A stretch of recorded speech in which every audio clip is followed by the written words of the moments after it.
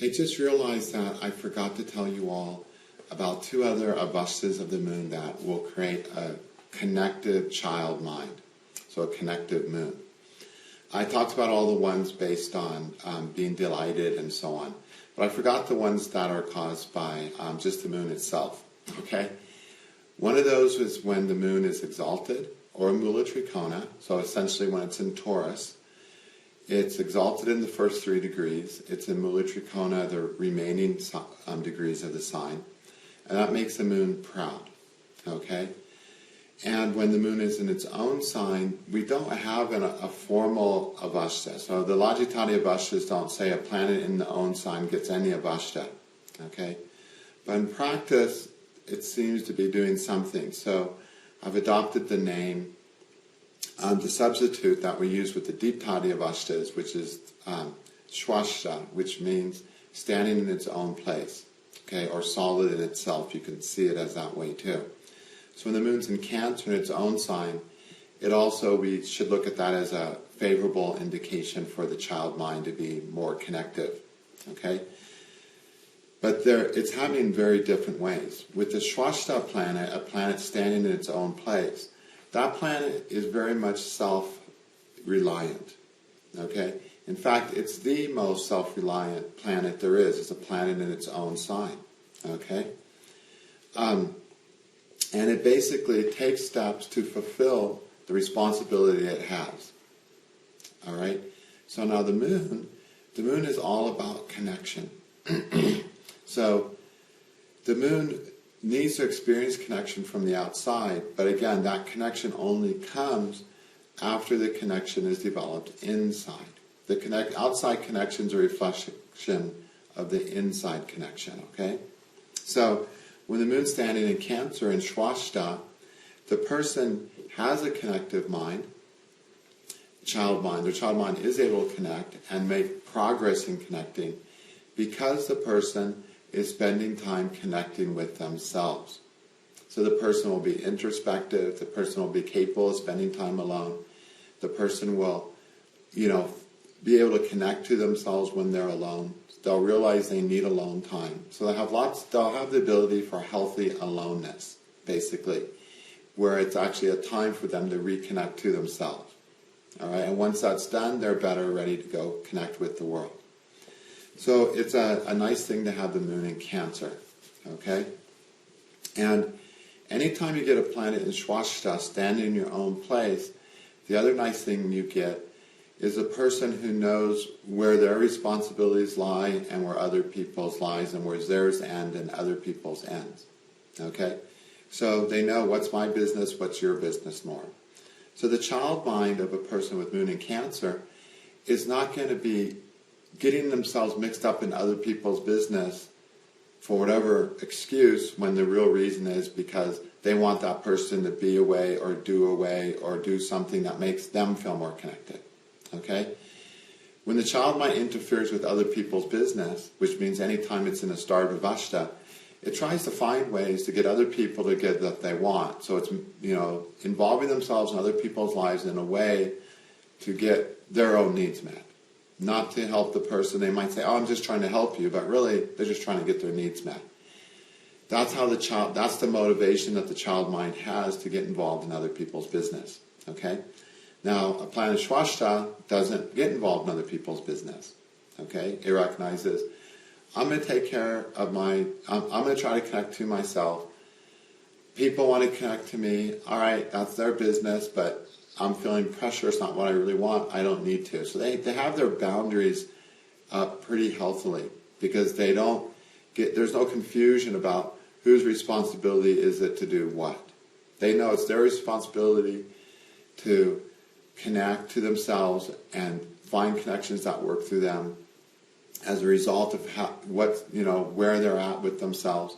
And they don't allow people to push them around or manipulate them. So there's a centeredness to the moon in own sign, to that child mind, okay? Now, if it's with Saturn, of course, then moon is started by Saturn, and now the person, yes, will be looking for connection on things that aren't theirs. But when it's just the moon, it's a nice additive to the chart. And Of course, this is going to develop, again, through observation. Okay, when there's an element of respect given in the early upbringing, when they observe an element of respect. Okay? In life, we can say we've got minding our own business, and we have disrespecting other people. When we don't mind our own business, we're essentially disrespecting other people's way of being to some degree. Okay? So, when the moon is in Cancer in that first year of life, the child's had experiences, had observations, saw life working, and when it's in that very impressionable mindset of the first year of life, where people were somewhat emotionally centered in themselves, not playing all the emotional games. And so they recognize that, okay, the way things work is you try to maintain your center. Don't step out of your center to get involved with someone else's business because you need something. So somehow they observe that. Okay? Then also, in their experiences with the people who are taking care of them, they will see that the care is more sincere. They'll experience more sincere care. What I mean by that is that a lot of people want a baby to fulfill their own emptiness.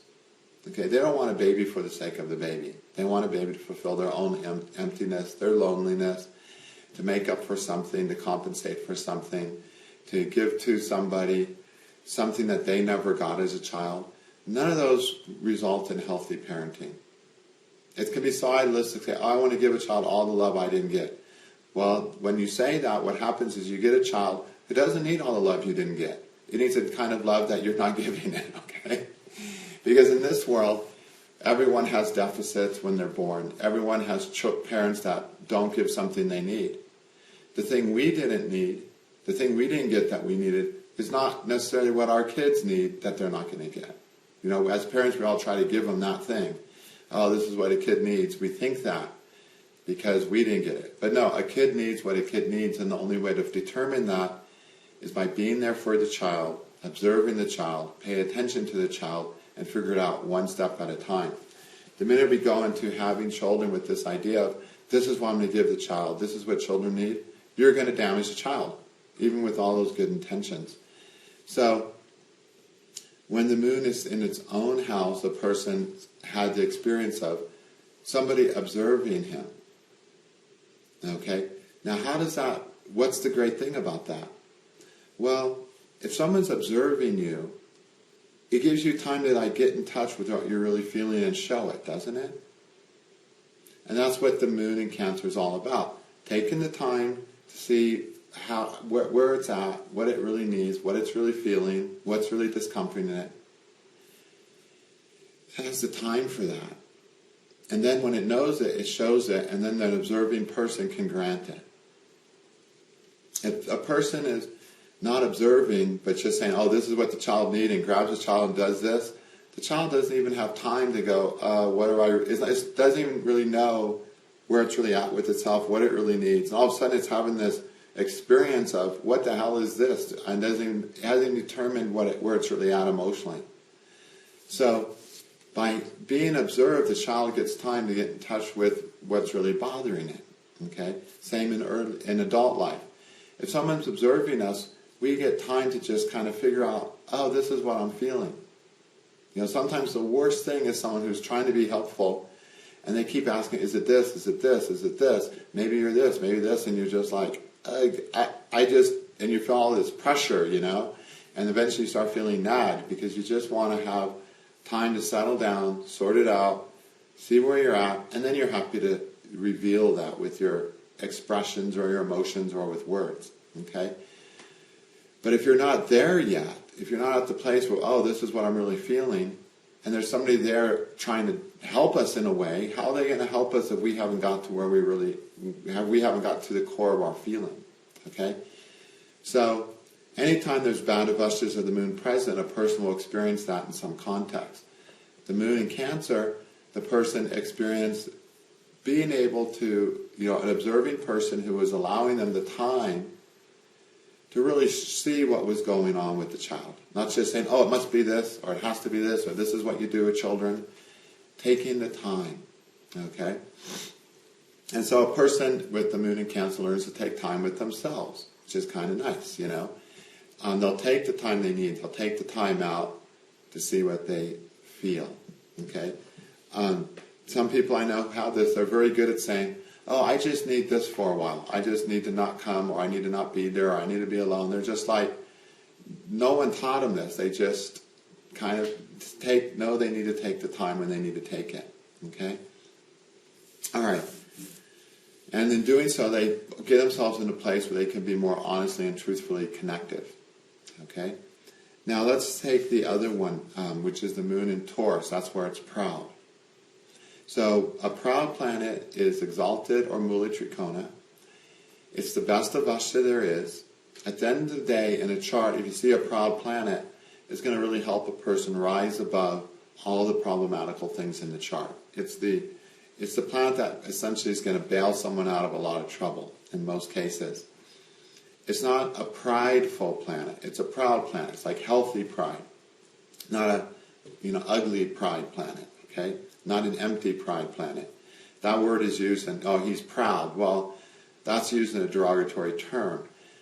In this context, it's not. It's used in a healthy term, which means he knows what he can do. He's capable of what he's doing. He goes about it naturally. It's what makes his life work.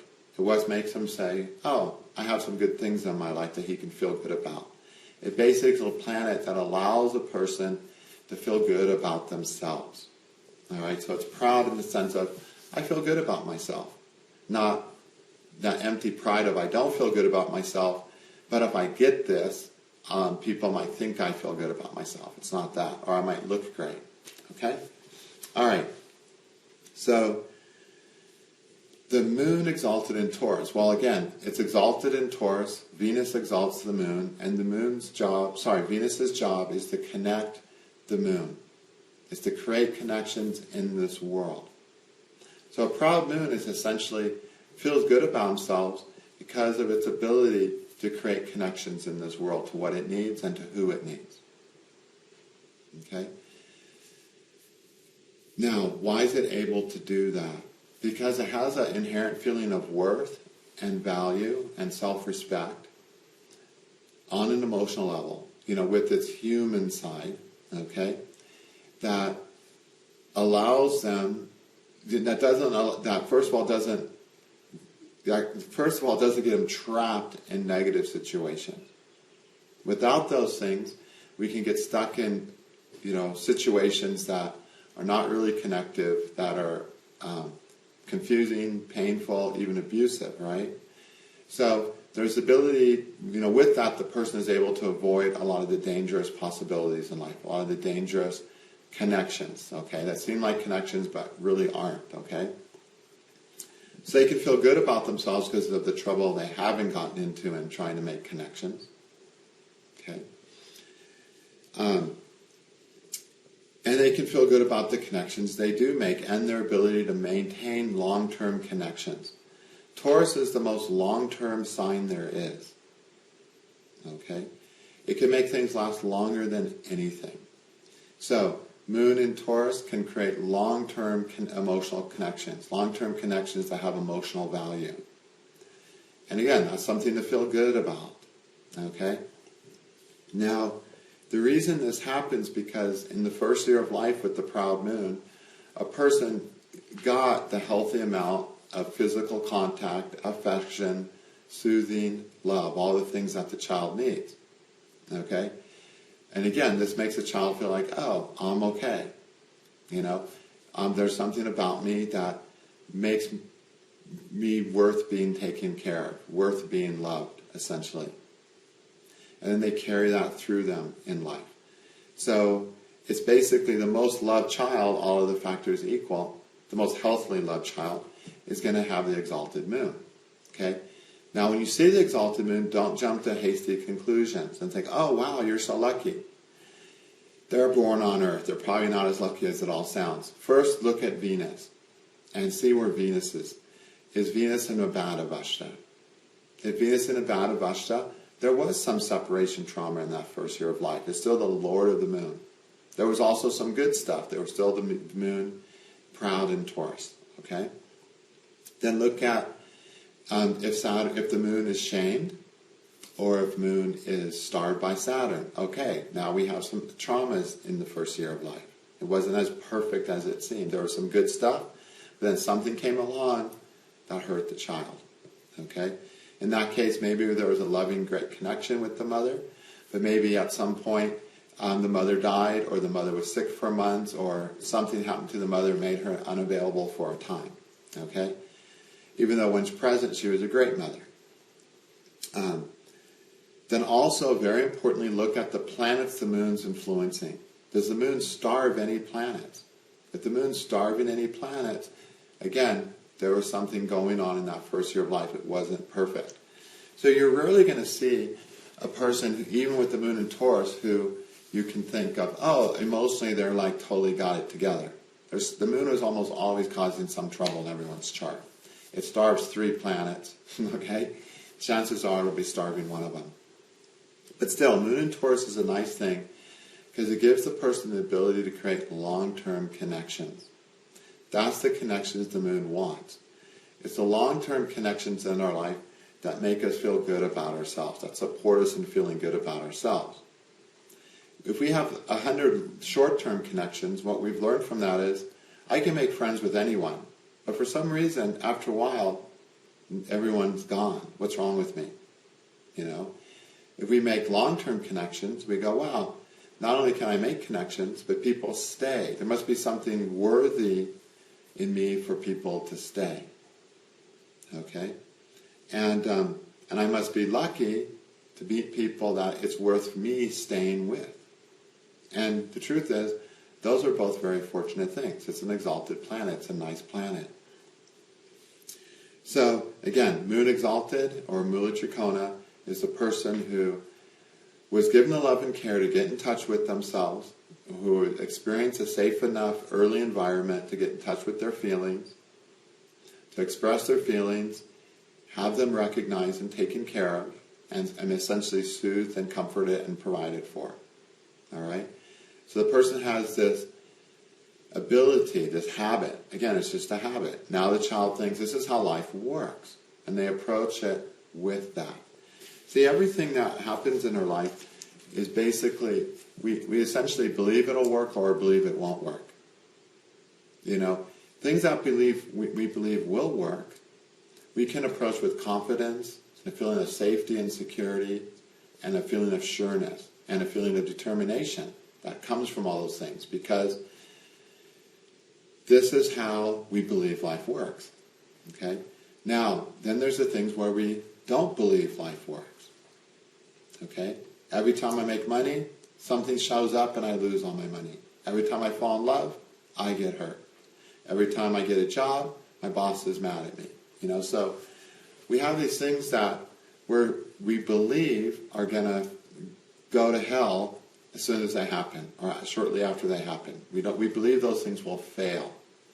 The reason we believe those things will fail because our early experiences caused us to think those things failed. Okay? But really, it wasn't our early experiences. It was our past life attitudes that formulated these early experiences. And we really have to wonder, were those early experiences really the early experiences? Were they really real? Or was it not only the part of the picture we saw? You know, the planets are giving aspects to each other, and through that, making things happen. Okay? Astrology is a very visual science. It's all about what you see. You look up and you see the planets. The planets are seeing each other, called drishti aspect. It's all about what's being seen in the chart. All the planets are in the chart, all the signs are in the planet, but they're looking in different places. And so we have to wonder if, when we grow up in life, is what's more important? What we're able to see because of where we're looking, or what really happens to us? And most likely, it's what we're really looking at that has more impact than what actually happens. So when we look at the chart, we want to remember what we're really looking at, when we analyze all these aspects and everything, is what the person was looking at, what their consciousness was looking at. Okay? You know, so say you get into something. So say all of a sudden you start thinking and get into babies. And all of a sudden, wherever you go, you see babies. You're like, gosh, there's so many babies around right now. Or 6 months ago, you never noticed a baby in the grocery store. Was there no babies in the grocery store 6 months ago? Or now, do you actually notice the babies? Or maybe you get into a certain kind of car. You know, like my dad gave me this old pickup truck that didn't run, and I drove home from his house when he died with it. And, you know, I fixed it up while I was taking care of him, drove it home. So I ended up with this old pickup truck that I never had any interest in. Okay, but I figured I'll just drive it home instead of fly home. So I get home with this pickup truck, which I never thought about this model pickup truck ever before. All of a sudden, wherever I go, I'm noticing, wow, there's one of those, there's one of those, there's one of those. So many of these pickup trucks, you know. But I never noticed them before, so I'm thinking, were these old pickup trucks never around until now since I got one? Then all of a sudden, everyone just started driving one? Of course not. Those pickup trucks were always around. But I just never looked at them. I just never saw them. Okay? So, our mind is selectively always looking for the things that it's looking for and not seeing the things it's not looking for. So, whatever our belief is, those are the things we start looking for. And so, if our belief is, every time I get a job, my boss is going to get mad at me, then what we look for when we go to work is a mad boss. And yes, some days the bad boss will get mad. But if we believe that, what we're not going to see is the days the boss is happy. Okay? If we say, if we believe I have bad luck in money, then when we go through our life, we're going to see the things that prove we have bad luck in money. And we're going to not see the things that prove we have good luck with money. Same in love. We believe no one's going to love me. People are evil. People are this. People are like that. Then when we go through life, we see the things that support that. And everything that doesn't support that, we're oblivious to. We don't see it. So, we need to remember that these habits cause us just to see certain things. It's a habitual way of looking at life. It's essentially our attitude or our outlook. All right? So when we're looking at our vastas, we're essentially saying, this is what you're actually looking for. If you have a starved planet, you're looking for the bad things going on in that planet. That's one problem. So recognize you need to start looking for the supportive things. All right? The other thing you need to realize is that if we have a belief that a bad thing will happen, we also have a fear of a bad thing that will happen. Okay? If we have a belief that a good thing will happen, we have no fear, and it happens in our life and things work out. Okay? But if we have a belief that something bad will happen, now we're scared to do it. Okay? So now we're going to find a reason to not do it. All right? So I have a fear that, if someone has a fear that they are unattractive and that no one will want them, and say they have a crush on someone, okay? If they have that fear, they're going to find reasons to not be around that person. Because if they're around that person might do something that makes them, supports that idea that you're unattractive and I don't want you. They'll simply have a fear. So they'll find a way to not be around that person. So now maybe they have to go to their sister's play. And they find out that this guy is going. And they got the flu that day, can't go. Because actually being out of school in a place where this guy would have more, not be around his normal friends and actually be able to see her and talk to her is like, eek. What if he doesn't do that? Then it means he thinks I'm ugly, I'm unattractive, so they get sick and they don't go. So literally, when we have a belief about something, we have a fear about something, and then to avoid confronting that fear, we'll find all kinds of ways to avoid it, including our physical body suffering, giving us an easy out. The easiest out in the world is physical problems, okay? Because everyone sympathizes with, if only that hadn't happened to you, you're poor this, your body couldn't let you. Everyone sympathizes with that. That's the easy out in life. So, recognize if we have a bad avashta, we have a bad belief. We have a belief that something will go wrong. Of course, that will cause pain. We're all scared of pain.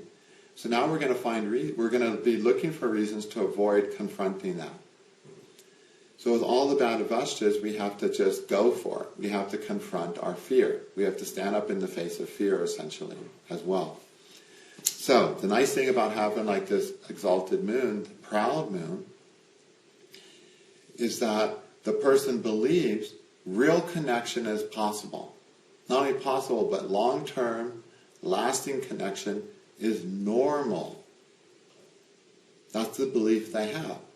So now as they go through life, in their connections, they notice the good things that make the connection worth having. The times bad things come up, they're not looking for that. That's not their focus. They're not focused on looking for the bad things. The things that show this relationship's bad, or this connection's not worthy, or this connection's too much work. Every connection has times, moments of, wow, this connection's really worthwhile, and wow, this connection is too much work in that moment. But which one do we emphasize?